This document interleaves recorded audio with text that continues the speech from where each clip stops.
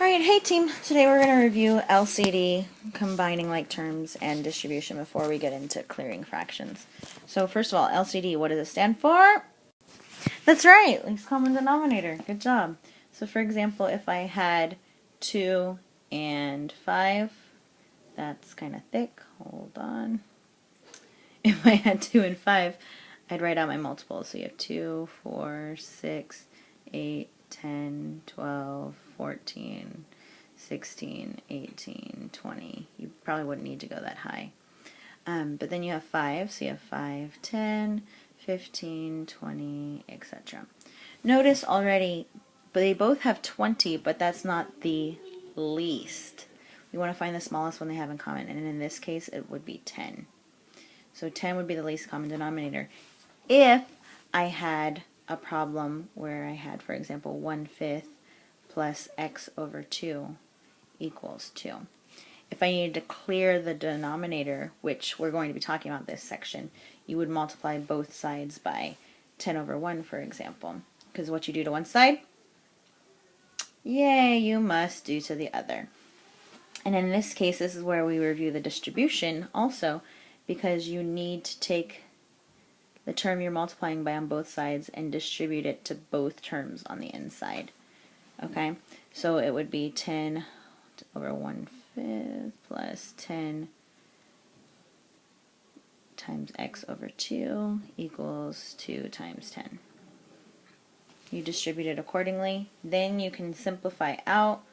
We're working ahead, but that's okay. So that goes in once, this goes in twice, that goes in once, this goes in 5 times, and then now you have 2 times 1 plus 5 times x equals 20. Bring that all up together now. You have 2 plus 5x equals 20, and we all know what to do from here, right? The inverse operation furthest away, minus 2 from both sides, and that is not a pretty number, but that's okay. Equals 18 divided by 5 gets me a fraction. So x equals what? 3 and, yep, 3/5. So in this case, I want you guys to substitute to check with your calculators because we don't need to be spending that extra time now that you know how to do the process. But that is the LCD and a little bit of the distribution at the same time.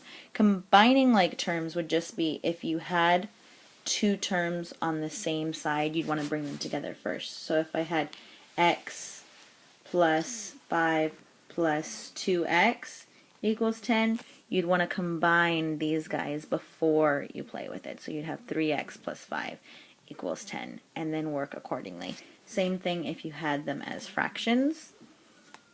X over 2 plus 5 plus x over 4 equals 10. I would first find a common denominator for this guy here. So you have 2x over 4 plus x over 4 plus 5 equals 10, and that would give me my 3x over 4 plus 5 equals 10, and then you would solve accordingly from there. Does that make sense? I hope so as well. Alright, let's keep going, see how we go.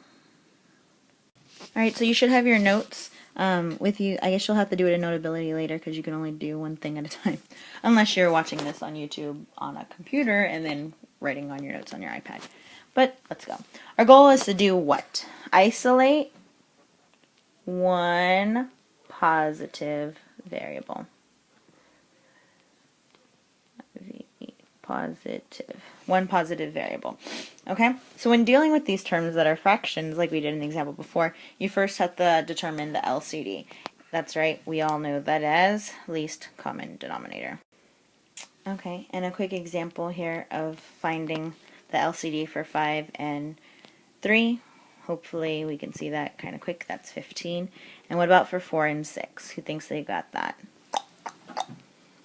12, 24. You might think 24 first, but it's actually 12, which is the smaller one.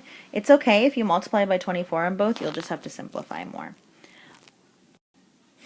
The next step, I gave you 5 steps for how to clear fractions to solve equations, and the first one is to find the LCD. So after you got that, then you can move on. You want to apply the law of, that's right, equality. What you do to one side, you must do to the other. So you're going to multiply both sides by the LCD in this example. Then you distribute, and then you simplify. When you're distributing, just like we did in the problem before, make sure you go to each term in the sequence. And then finally, when you're simplifying and canceling, then it becomes a normal 1 or 2-step equation problem in which you need to solve for the variable. So step 3 is just following through with the equation to isolate the variable. Step 4, make sure the solution is, that's right, one positive variable. And we always want to box our answers, because boxing our answers is just a way to identify the solution, clear and quick. Check your solution in this case with a calculator to see if the solution is valid, and then yay, you're all done. Alright, it's you try 2 now. So you try one problem and then you try 2. We'll go one at a time and see where we go. First of all, I'll start you off with a little hint. Let's find the LCD for both. In this case, we have 6, 3, and 4. So let's see, is it going to be 12, 24, 18, 4? In this case, you're right, it is 12. It's my LCD. What about the, you try number 2? 45 can't be 45 because 10 doesn't go into 45.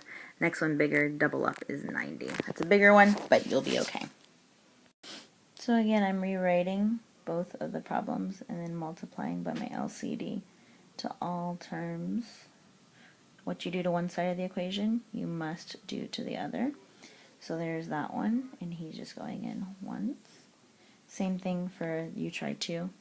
Whether you do them at the same time or different, but this way, just so you can see that they both go in. 90 over 1, going that way. Once you've distributed, then you're going to simplify. 6 goes into 6 once, 6 goes into 12 twice. 3 goes into 3 once, 3 goes into 12 4 times, 4 goes into 4 once, 4 goes into 12 3 times. 90 into 45, 1 into 9, and 1 into 10. Then you're going to rewrite them. So now this is 2 times 5x plus 4 times negative 2 equals 3 times 1. 2 times negative 26 plus 9 times 3 equals 10 times 8. Got it. Got it, and now we just isolate to get our variable. In this case, 10 is being multiplied by x, and it's being decreased by 8, so we're going to do the inverse operation here. 10x equals divided by 10, divided by 10, x equals 1.1. Check that with your calculator. And then on this side, minus 45. This is why it's important to check with the calculator. I could not read my own handwriting. So that was an 18, not a 5 or 45. Whoopsies. Hug again. This is why maybe you shouldn't do math when you are tired and sick. Finally, and then as we check with our calculator to see if it's accurate, and in this case, this took me a couple more tries than normal, but that's why we double check, and triple, and quadruple. Alright, good. Finally, I'd like you guys to look over the book examples on page 344 for this section. I split up part 4 into part 1, which is the fractions, and then part 2, which will be the decimals tomorrow. Alright, have fun!